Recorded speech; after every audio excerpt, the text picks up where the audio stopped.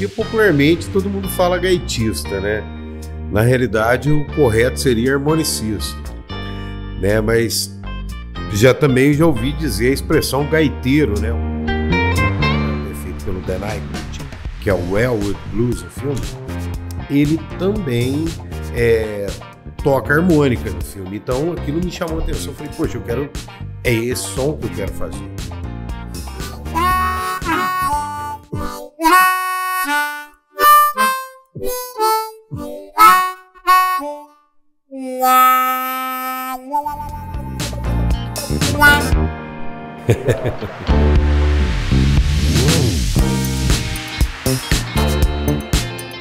Tô pronto? Vamos embora então. Estamos iniciando aqui mais um Café com Manteiga, gente. Tudo bem? Grande abraço para você, obrigado por estar aí com a gente. Hoje nós vamos um papo bacana aqui, nós vamos falar de música. Olha que coisa bacana. Nós vamos falar de blues, de jazz. Nós vamos falar de um monte de coisa aqui. Eu estou trazendo aqui, já vou dizer, tá aqui na minha frente o meu amigo Foley Days. Quando eu estava montando essa história toda aqui, eu falei, Luciano, estou fazendo um negócio assim, assim, assado, e você é meu convidado. E hoje o Luciano veio falar comigo aqui, falar conosco, né? O Luciano Machado, o Luciano Boca. Tudo bem, Isso. Luciano? Tudo bem, Marquinhos. Legal. Um grande prazer estar aqui com você, né? E a gente poder estar falando aí de música boa. Vamos falar de muita música boa. Mas antes eu quero falar aqui do Pão de Queijo Xodó de Minas, eu quero falar do Café Caldense, a delícia, né? Aí se complementa, né? Diariamente na nossa mesa é a delícia do dia a dia. Pão de Queijo Xodó de Minas, o Café Caldense, Evolive Kombucha, o chá da hora, o chá que blinda nosso intestino e nos dá momento de bem-estar todo dia, o dia todo. Está com a gente também a nossa parceira, justamente quando a gente precisa, quando a gente está precisando de uma grana emprestada, apertou, quem não se aperta, né? Aí apertou, a Marezine Financeira está com você, viu? Se você quiser saber mais, ó, www.marezinefinanceira.com.br. Para o financiamento, para o refinanciamento, para o empréstimo pessoal, para tudo que você precisa, várias modalidades para você sacar o dinheiro, ou melhor, botar o dinheiro na sua conta na hora que você precisa, tá bom? E é isso. No mais, Luciano, tá tudo bem contigo, meu irmão? Tudo bem, graças a Deus. Que joia, cara. E por que pintou esse negócio de Luciano Boca? É por causa dos instrumentos que você toca, não? Na verdade, assim, um apelido de criança. Você era bocudo? Eu acho que sim. Devia ser bocudo, né, Luciano? Eu acho que sim. Luciano, e como é que você entrou nesse mundo de música? O que você fazia antes da música? Então, eu comecei na música muito cedo, ainda criança, cantando de forma amadora em casa. E no começo da adolescência, eu montei uma primeira banda e comecei a trabalhar com a música bem cedo, né? E assim, eu tive algumas oportunidades que acabaram sendo bastante interessantes. Na época, meu pai era um cara que gostava muito da noite. Mas ele era músico também, não? Não, meu pai era um apreciador da boa música. Um homem da noite. Um homem da noite. E eu me recordo assim que ele gostava muito de ir na boate do Hotel Nacional, chamava Dream House, do meu grande amigo Clésio Tardelli. Sim. E eu comecei cantando lá, junto com o Mestre Bucha, Dodô, né? Renato era o baixista até. Era Barros Cobra, né? Isso. Era logo embaixo ali do Hotel Nacional, né? Tinha uma escada ali. Era uma coisa de louco, né? Um lugar que tinha a cara daqueles bares americanos, né? Cara. Tudo fechado, você descia uma escada, tudo enfumaçado, porque naquela época todo mundo fumava. Aí o Luciano, você tinha quantos anos, Luciano? 12 anos. 12 anos. Só que eu tinha, assim, um porte físico, assim, uma cara de ser um pouco mais velho. Ok. E eu ia com o meu pai na ocasião. E o que você fez antes, Luciano, da música? Você trabalhou com o quê? Eu sempre ajudei meu pai, né? Enquanto meu pai estava na ativa, eu acho que até os 19, 20 anos de idade, que foi mais ou menos meu pai, acho que morreu estava com 21.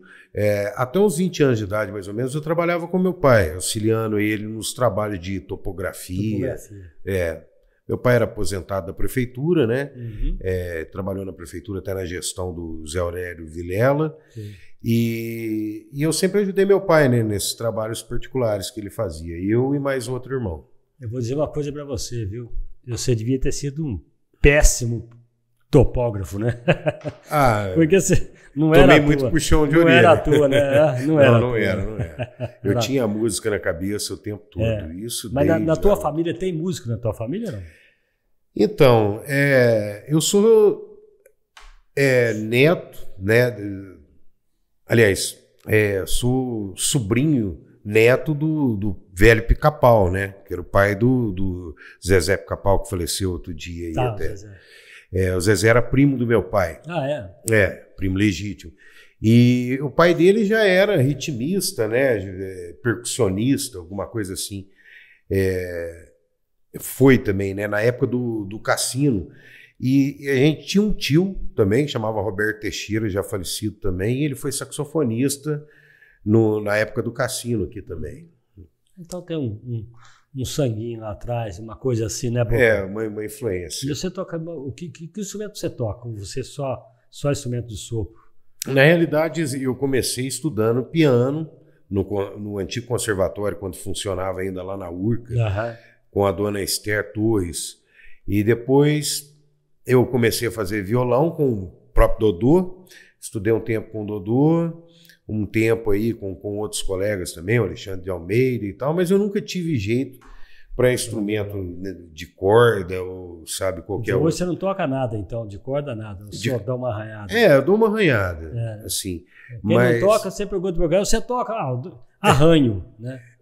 Eu nunca me dei bem com instrumentos de corda, tentei, inclusive, várias vezes aprender, mas eu não tinha jeito para o negócio. Eu acabei aprendendo a tocar gaita sozinho, sem professor, porque não existia professor antes, na época. Nunca ouvi falar de professor de gaita, né? Porque aqui fala harmonicista, né? Gaitista, gaiteiro. Qual que é, na verdade? Na verdade, existem todas essas expressões, né? E eu vejo assim que, por exemplo, no caso, no Sul, o pessoal fala gaiteiro, e geralmente é a pessoa que toca acordeon, né? Mas eu já ouvi pessoas falando gaiteiro de pessoas que tocam harmônica também, né? O pessoal mais jovem... A harmônica que você está falando é a gaita. A gaita. O pessoal mais jovem tem mania de falar gaitista, né? Levando para o lado de saxofonista, guitarrista, pianista. Então, inventaram essa. Eu usei esse termo gaiteiro. Aliás, eu usei gaiteiro, né? Sim. E não é errado também, não é errado. Né? Porque existe uma relatividade, inclusive, do instrumento. Você pode ver que, em algumas situações, a forma que você vai tocar harmônica, ela vai soar até parecido com o acordeon, porque o acordeon é um instrumento também harmônico, né? Me fala uma coisa, já que você está falando de acordeon, não sei se é bem a tua não, mas qual que é a diferença? O acordeon e a sanfona não são a mesma coisa, né? Um é um instrumento, outro é outro, ou não? Olha, você sabe que eu não sei essa diferença. Me parece que tem uma diferença. Sanfona é uma coisa, acordeon é outra. Não tenho certeza se são mesmo. Não é, ou eles chamam de gaita também lá no.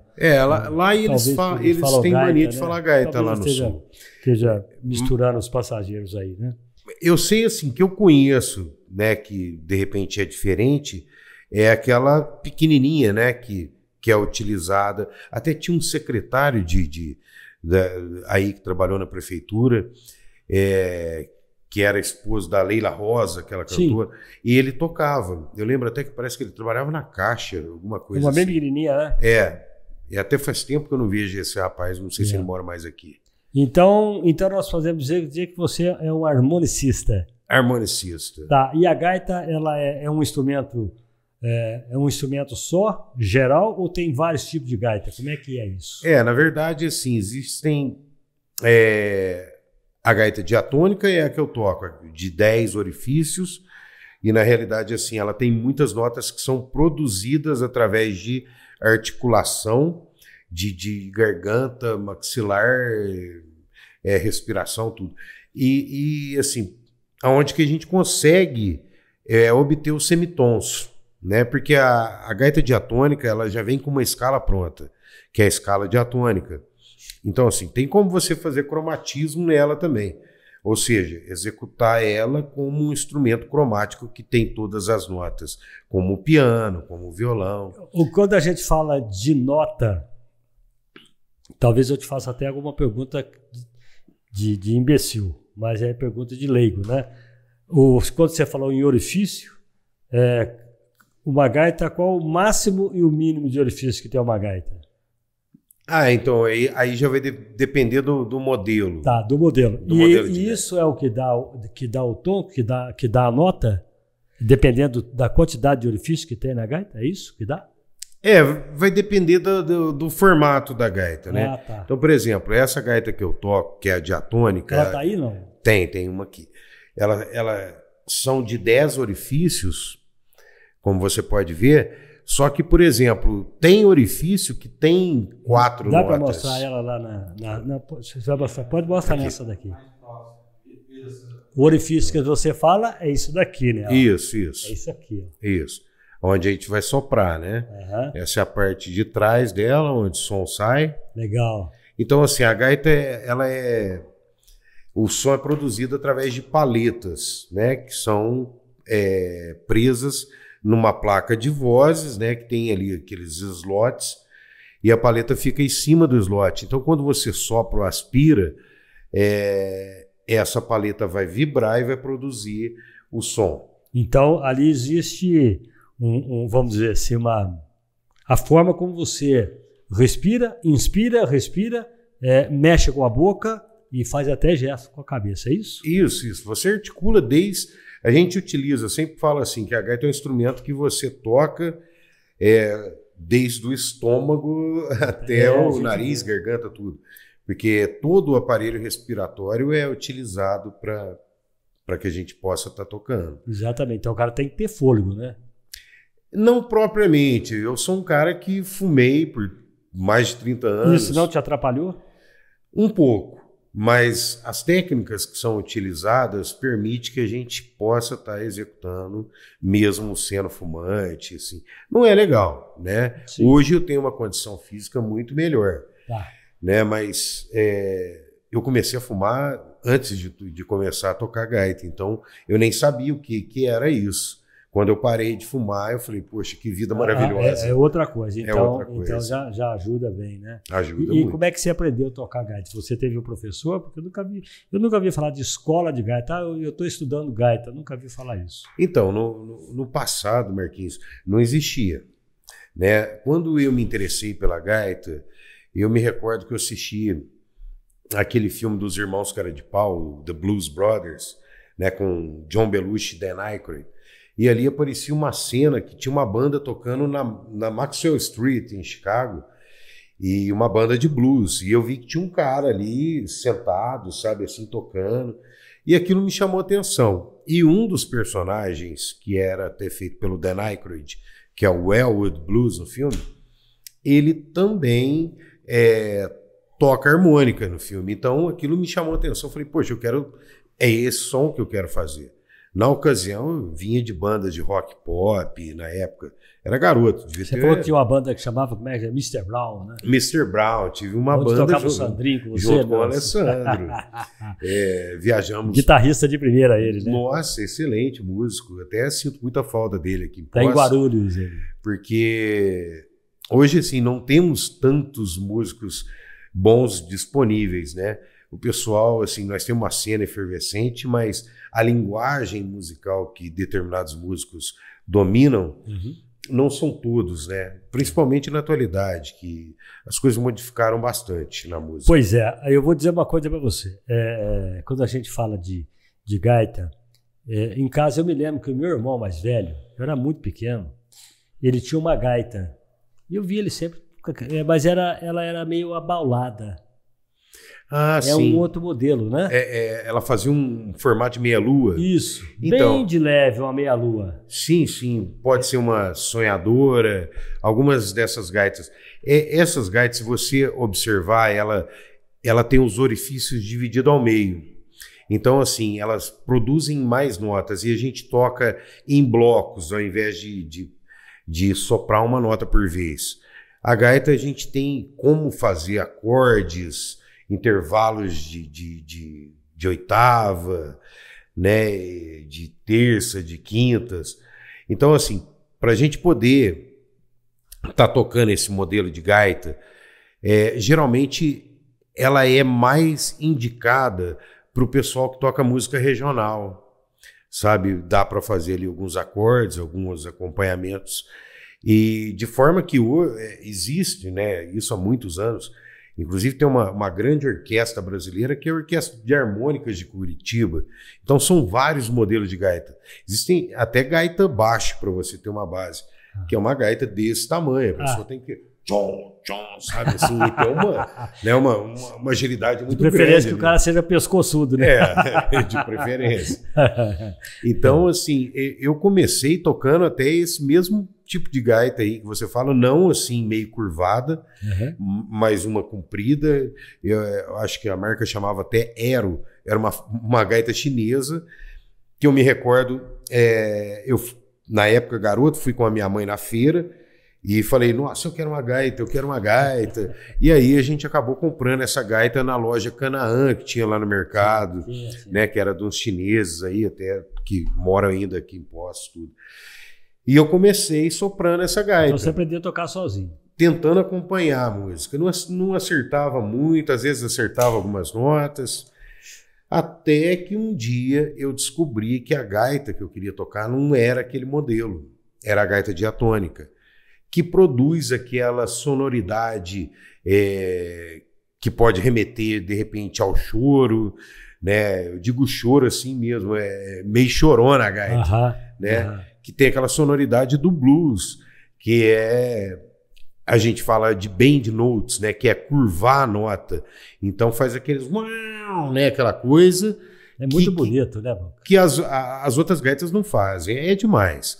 E assim, esse modelo de gaita foi criado em 1821 por um berlinense, um cara que fabricava relógios, um relojoeiro, chamava Christian Buskman. E logo em seguida ele vendeu essa patente para um outro relojoeiro que chamava Matthias Hohner. E esse cara começou a produzir em larga escala.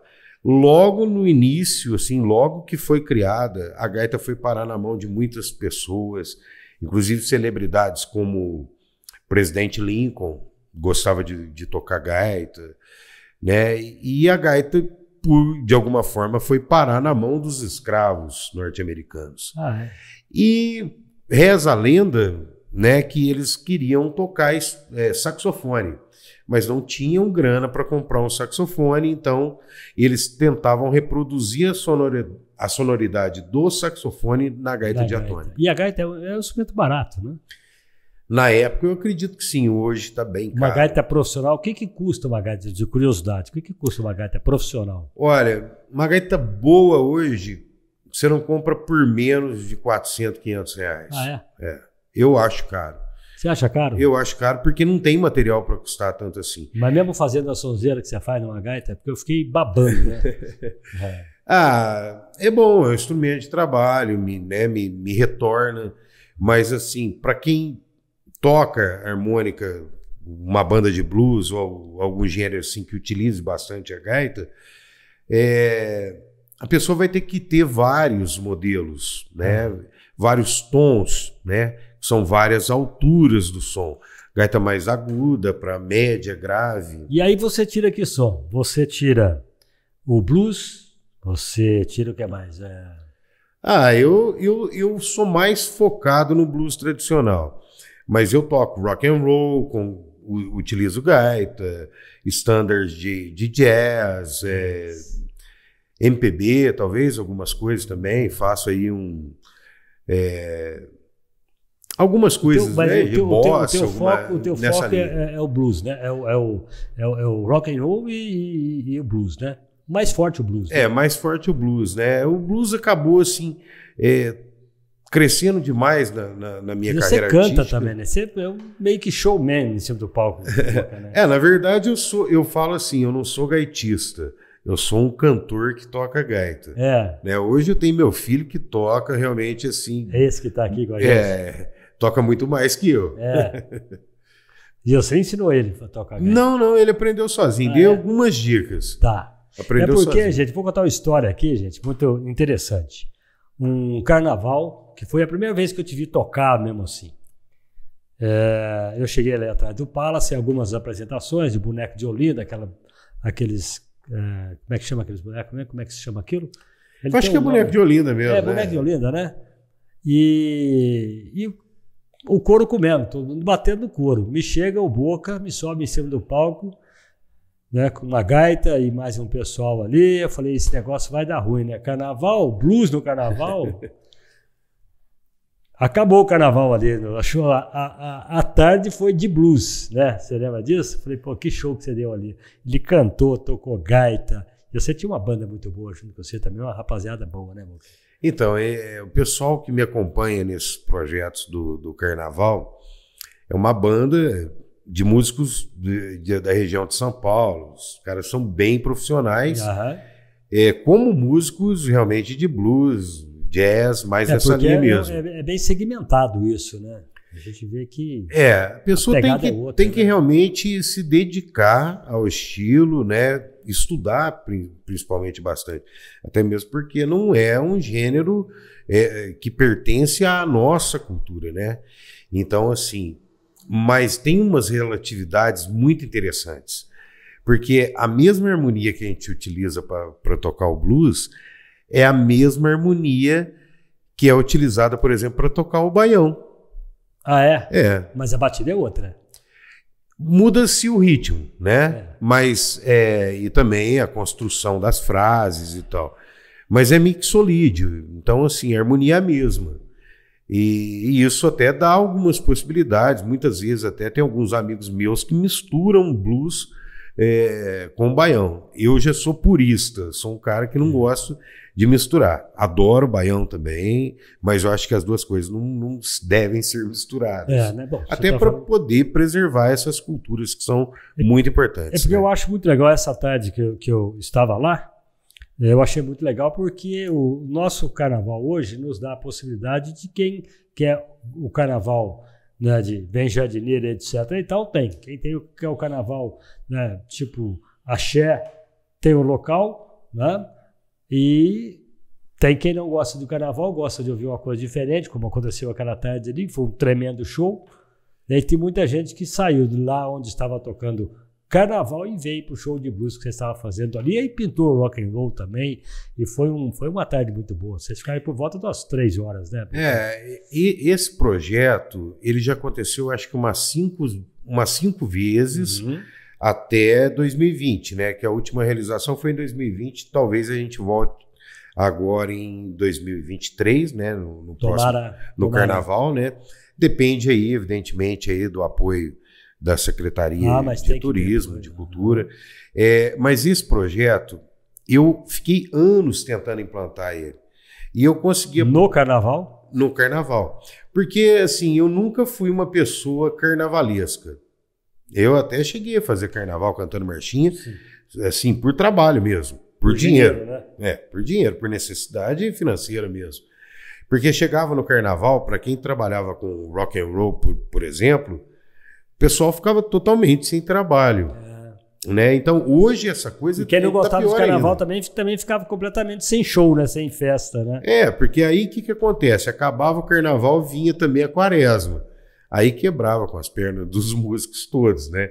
Então o carnaval sempre ajudava uma grande parte dos músicos, instrumentistas que atuavam, né, com os ritmos tradicionais mesmo do carnaval. Então eu sempre conversava com o secretário e falava assim, com vários secretários aliás, né? Poxa, vamos fazer um carnaval alternativo. Eu sempre usei essa expressão. Por que o carnaval alternativo? Porque existem pessoas que não gostam dos ritmos tradicionais do carnaval. E isso é fato. Isso eu acabei fazendo uma pesquisa, porque muitos anos eu me apresentei lá no Café Concerto pela Secretaria Municipal de Turismo, quase, eu acho que 16 ou 17 anos mais ou menos. E aí o que acontecia? Eu tinha muito contato com os turistas. E o pessoal falava para mim, a gente veio para cá para descansar, eu não gosto de carnaval, sabe? E muitas pessoas falavam isso. E falava assim, pô, por que não faz alguma coisa com o teu som? Porque eu tava ali tocando. Mas naquela época lá você fazia, além de outros finais de semana, semana prolongada, de feriado prolongado, né? E inclusive no carnaval você fazia o café concerto também? Fazia.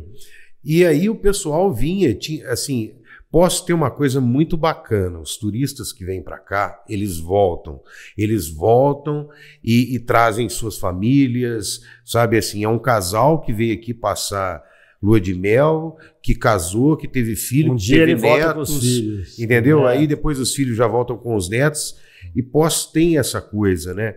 Então, eu fiz amizade com muitas pessoas ali, muitas pessoas bacanas, alguns até que sinto em dizer até que já partiram, mas continua aquele laço de amizade, sabe, esse amor pela cidade.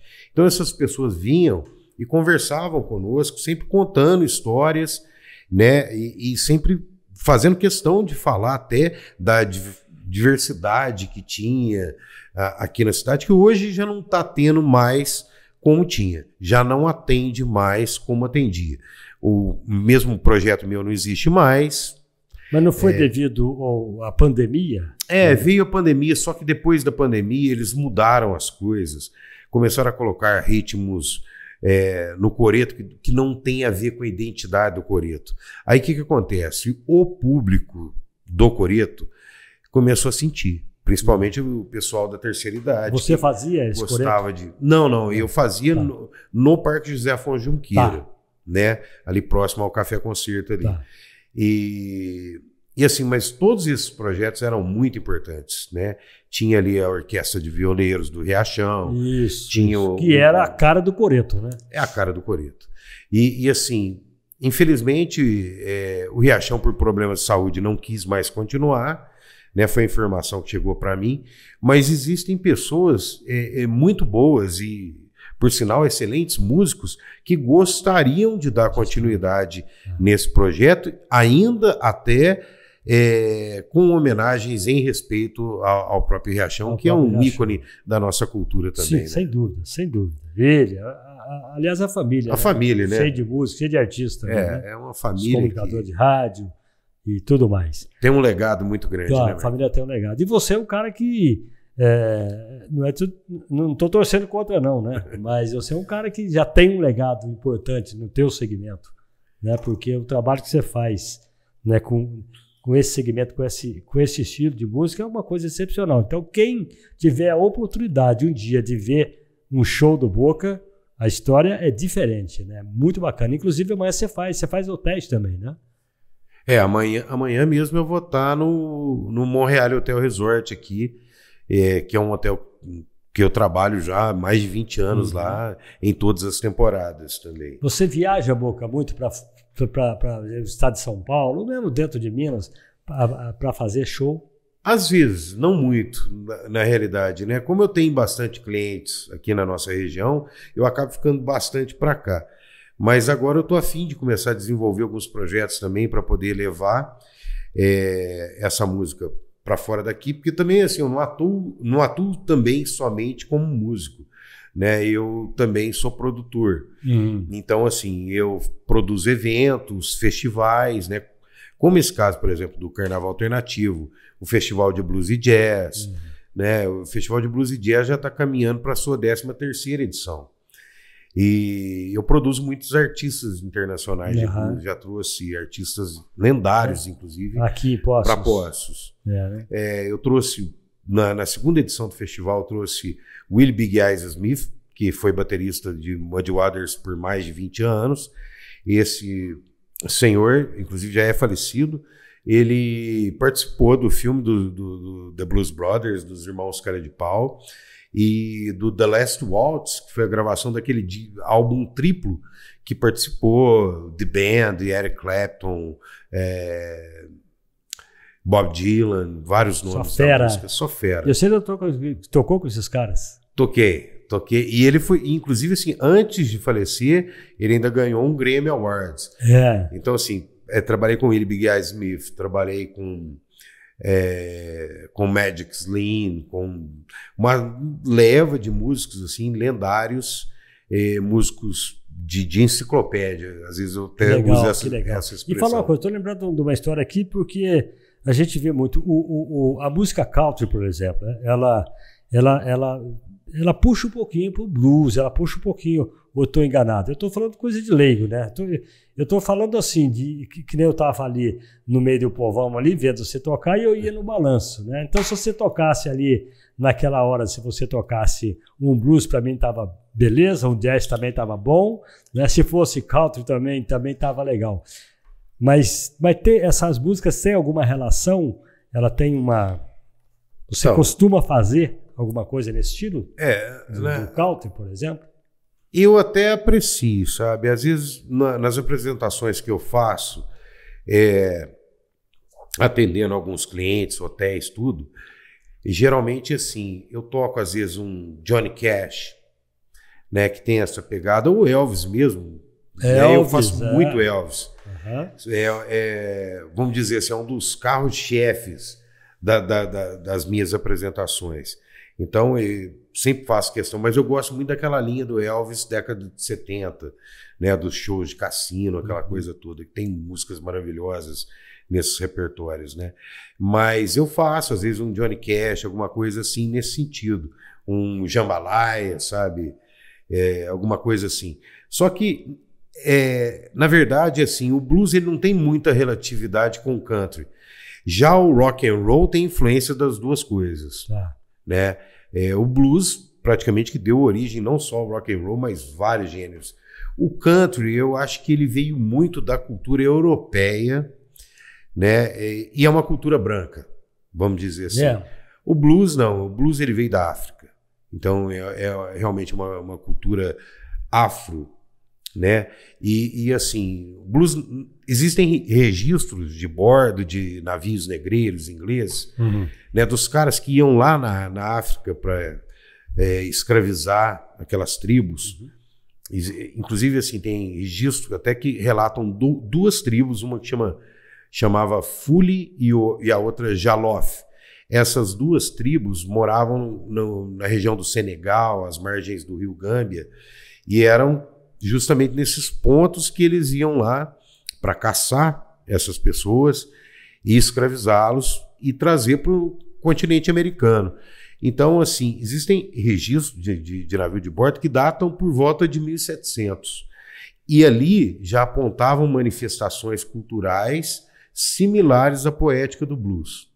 Então, assim, a gente acredita que o blues é a cultura popular mais antiga que se tem registro. E o soul?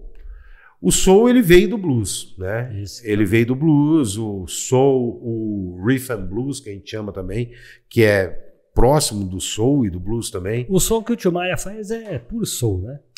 O Tim Maia é uma influência muito grande de soul, de funk também. Funk que eu falo, não esse funk carioca. Né? Funk James Brown, Rufus Thomas, sabe? Outra coisa.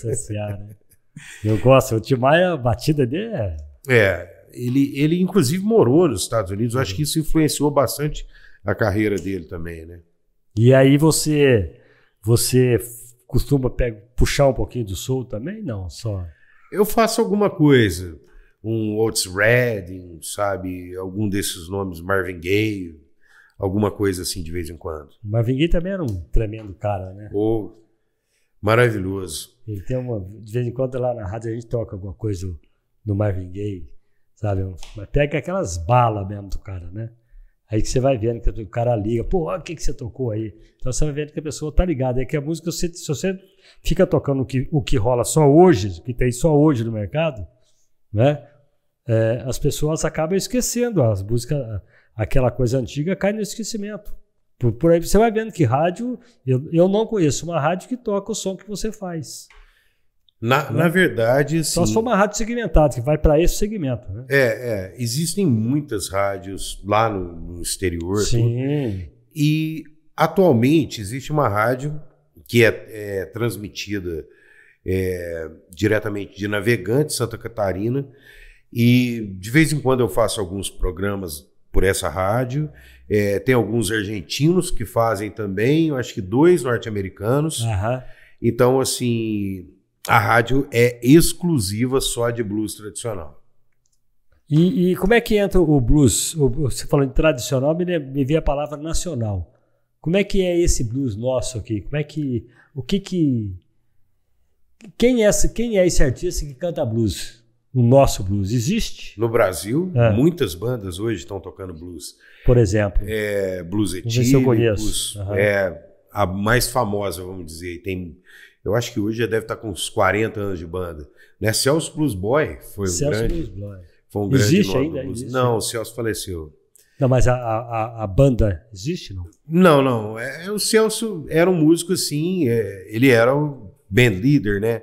Então ele sempre trocava os músicos que tocavam com ele, né? E quando ele faleceu, isso tudo, infelizmente, acabou. Né? Mas ele foi um cara que fez um trabalho muito interessante, com composições em português, né? Só que assim, pro meu gosto, saía fora, porque ele utilizava outros acordes para poder utilizar o português. Porque na harmonia tradicional do blues é um pouco difícil de você casar com o português. Uhum. Já o espanhol, eu já vi composições em espanhol de blues muito interessantes. Então a gaita ela entra no blues, ela cabe até no country. No né? country, no rock and roll, qualquer gênero musical. Né? Hoje em dia aliás, há muitos anos existem muitas pessoas trabalhando gaitas até eruditas. Né? Tem um grande amigo meu, José Stanek, lá do Rio de Janeiro, ele toca gaita cromática, que é uma que tem um botãozinho do lado assim, né? Ela é uma gaita que funciona igual um piano, né? Ela vai ter todas as notas que de repente o músico necessita. Um troço comprido que você toca aqui, aquele é gaita. Eu vejo muitas bandas, né? Aquilo não é gaita? Não, como seria? Tipo um piano? Ele é comprido assim, parece que até... Mas tem tecla? Tem. Então é escaleto. Como é que chama? É escaleta. É muito bacana aquilo lá. Bem legal. A gente tem uma dessa em casa, que era do meu sogro. Meu filho de vez em quando brinca um pouco com ela. Mas ela tem os mesmos acordes de uma sanfona, do acordeão, por exemplo? Não? Ela é bem completa, é um pianinho. É um pianinho. Mas você sopra. Sopra e usa a tecla. É bem interessante, é bem diferente, assim. Então é um som meio parecido com... Alguns momentos até parecido um pouco com a sanfona. Tem uma música do Peter Frampton que chama a música Show Me The Way. Peter Frampton é um cara. Então. E ele faz um som, não. Um som. O que é aquilo lá? Aquilo lá, eu não sei o nome, mas eu sei que é um negócio que é tipo um cano que entra dentro da boca do cara ali e ele faz o negócio, eu não sei como é que funciona, sabe? Mas vem de dentro do músico. Negócio louco, né? Ele é um caninho ali que toca pela boca, assim, sabe? Eu não sei o nome daquilo, mas eu já vi também, se eu não me engano, o David Gilmour do Pink Floyd utilizando isso também. O dia que eu vi aquele cara, eu fiquei louco. Falei, mas o que será que é aquilo, né? Porque eu ouço o Peter Frampton desde 70, porque essa música Show Me The Way, eu acho que eu conheço, eu acho que é mais antiga dele, né? E essa música toca é um clássico, né? Maravilhoso. Música eternizada. Falar em eternizado, o que tem eternizado hoje do teu segmento do blues, por exemplo, que a pessoal, você chega no hotel amanhã para tocar, ou no palco, qualquer pessoa, toca a música tal. Existe isso, né? Existe. Para quem gosta de blues tradicional, clássico, geralmente existem algumas músicas assim que são chavona, vamos dizer assim, né? Por exemplo, Got My Mojo Working, que é um grande clássico, de um dos maiores compositores da história do blues, que influenciou grandes artistas do rock and roll. Vários artistas gravaram a música dele. Se chamava Willie Dixon. Inclusive, agora no dia 19 passado, eu trouxe o filho dele aqui em Poços. Legal. E esteve tocando conosco lá na Bones Cervejaria, lá, numa produção muito bacana que a gente fez. E esse cara, o Willie Dixon, para você ter uma ideia, Marquinhos, até Elvis Presley gravou música dele. Elvis Presley, The Rolling Stones, Led Zeppelin.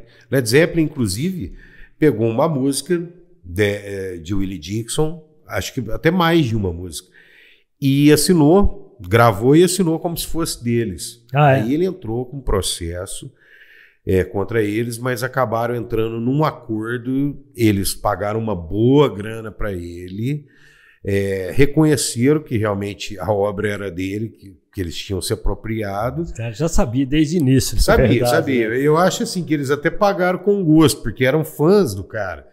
Então, assim, acabou sendo uma coisa bem interessante na história. Já li várias matérias sobre isso. E ele, inclusive, assim, recebeu acho que mais de $1 milhão do Led Zeppelin.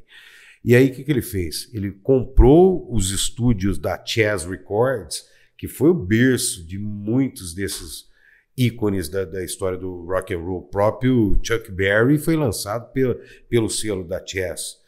Então, assim, era um selo que era administrado ali por ícones do blues tradicional.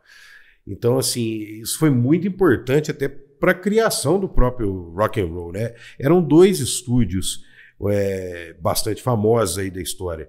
Esse da Chess Records em Chicago e o Sun Records, que era do Sam Phillips, né, que era em Memphis, no Tennessee, que foi onde que o Elvis gravou a primeira vez. Esse cara vive num mundo completamente diferente, assim, um mundo musical, né, completamente diferente do que a gente vive aqui no Brasil, por exemplo, né, um papo muito diferente, né, eu acredito, porque você está falando de James Brown, você está falando de Elvis, você está falando de um monte de gente, e aí de gente que eu nunca ouvi falar, e que faz um grande sucesso, a gente não sabe, porque muitas vezes você sobe num palco que nem amanhã, por exemplo, você vai fazer um hotel amanhã, final de semana, né, hotel cheio, né? E quando o pessoal vê, vai ter um show de blues hoje aqui, tem muita gente que torce o nariz, né? Porque não conhece. Não conhece, né? Aí depois que o cara vê ali 1, 2, 3 músicas, aí o cara começa a perceber que a história é diferente, né? Porque aí quando o cara te vê cantando, fazendo aquele time de voz que você tem, que é muito louco, eu acho muito louco aquilo lá. E a gaita, aí que o cara aí que o cara fica babando ali, né? Eu acredito. Teve uma passagem que aconteceu aí no último show nosso, e teve uma senhora que estava lá, e até de uma família tradicional aí da cidade, e ela acabou indo no show por acaso, né? Pela amizade com o pessoal da casa, coisas assim. E aí ela comentou comigo uma coisa que eu achei bastante interessante. Ela falou assim, eu não gosto de blues, mas olha esse som que vocês fizeram. E era blues. Sabe? E era blues, né? Então, assim, eu peguei, olhei assim pra ela e... que bom que eu fiz falei, que som que você gostou, né? Que bom que você gostou do som que não era blues, né? Um grande termômetro que eu sempre tive da minha própria carreira tocando blues eram os momentos que a gente, às vezes, fazia em final de ano, principalmente, que a gente tocava ali na esquina do Itaú, em frente ao McDonald's ali. Tá. E a gente sempre reuniu muita gente ali. Teve uma ocasião que a gente levou, acho que 2 caixas de CD, meu menino era pequeno, vendeu as 2 caixas de CD, recebemos até em dólares ali com um turista que estava passando. Poxa, posso pagar em dólar, um português e tal, pagou em dólar. E assim, a gente esgotou ali 2 caixas de CD e o povo naquela loucura, pedindo até autógrafo. Legal. Sabe, assim, uma coisa que a gente, nossa, então... E o que é legal aí, porque você está cantando dentro da tua cidade, então acho que quase que na totalidade era a gente da cidade que estava passando ali, né, gostando e comprando o teu CD e te aplaudindo. Isso sim. Teve, assim, situações que eu jamais esqueci, né, principalmente dessas apresentações em período de Natal. Eu me recordo quando ainda tinha o 34 Blues, que era uma banda que a gente montou aí no final da década de 90, e a gente se apresentando. Me recordo uma situação lá no terminal de linhas urbanas, e teve um caso assim que chegou uma cigana, veio, me agarrou e me abraçou ali, sabe, naquele abraço caloroso mesmo, assim, de uma pessoa que estava satisfeita com o som, assim. Eu achei aquilo o máximo, sabe? Eu falei, isso é reconhecimento de trabalho, né? Sabe? E uma outra situação que teve, que foi com um gari da prefeitura, né, um servidor que chegou assim com toda a simplicidade e falou assim para mim, olha, eu não conheço essa música que você está tocando, mas é muito boa, sabe assim. E aí eu peguei, conversei, dei toda a atenção para ele, tudo. E teve um outro também que esse assim eu até fiquei muito satisfeito, até também, porque eu sei que é uma pessoa que tem um bom gosto muito grande, já contribuiu muito no passado aqui para o turismo, até com projetos culturais, que é o seu Walter Araújo. Ele saiu de dentro do restaurante dele e foi lá me cumprimentar, sabe? Ele e o Marquinho da Nosso Pão. Isso foi muito gratificante para mim, porque eu sei que são pessoas que talvez nem consomem esse tipo de cultura, mas que reconheceu ali. Então é isso que eu estou te dizendo, porque, importante. Por exemplo, esse dia de carnaval, não lembro se era um sábado, que dia que era de carnaval, que eu passei lá na Praça José Afonso Junqueira, não é? Isso. No Parque José Afonso Junqueira. E vocês estavam lá fazendo aquele som no meio do carnaval, né? Que eu ainda falei, pô, isso aqui não vai dar certo, essa música aí, porra.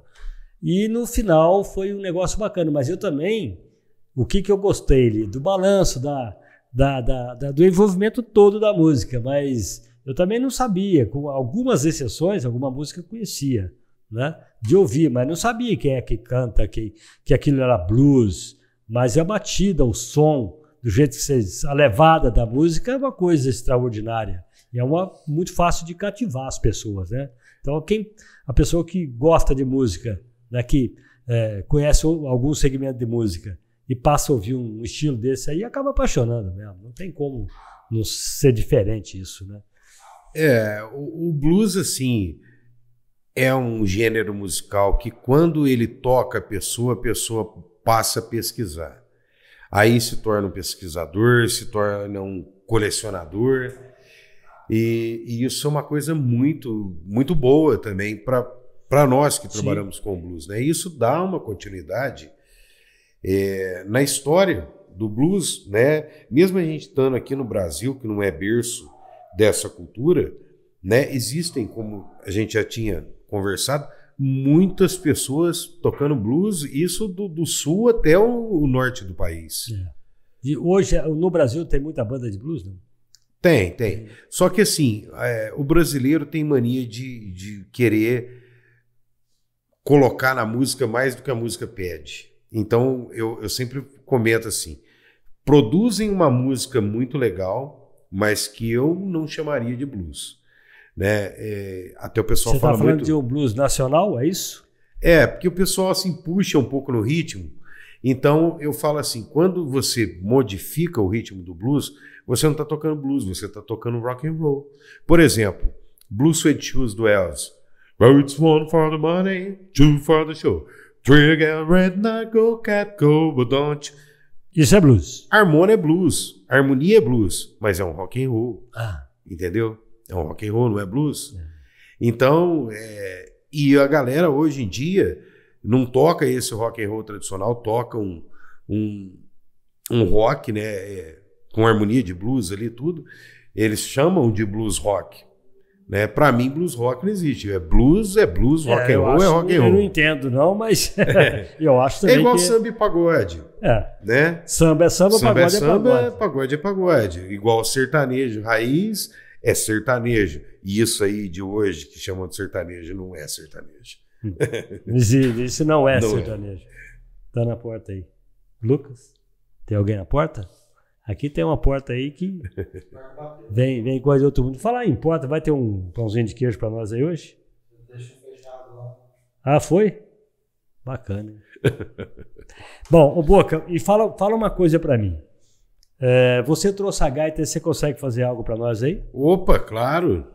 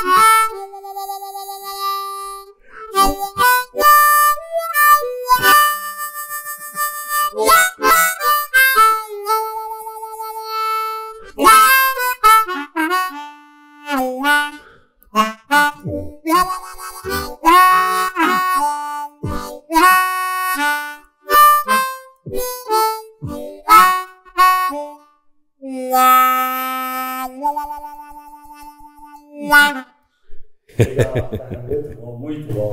Você falou que toca mais ou menos. Teu filho é Galvão, então. Meu filho já o papo é outro. É coisa do outro mundo, né? Por isso que a porta bateu lá, né? Ô Boca, eu fico contente de você ter vindo aqui. Você quer acrescentar algo pra gente aí, a respeito do teu trabalho? Onde é que fala com o Boca? Você tá na rede social? Eu sempre falo, pessoal, pode me dar um toque aí pelo Facebook, Instagram também, meu telefone está lá disponível também, mas vou deixar aqui, 35 984 15 5157.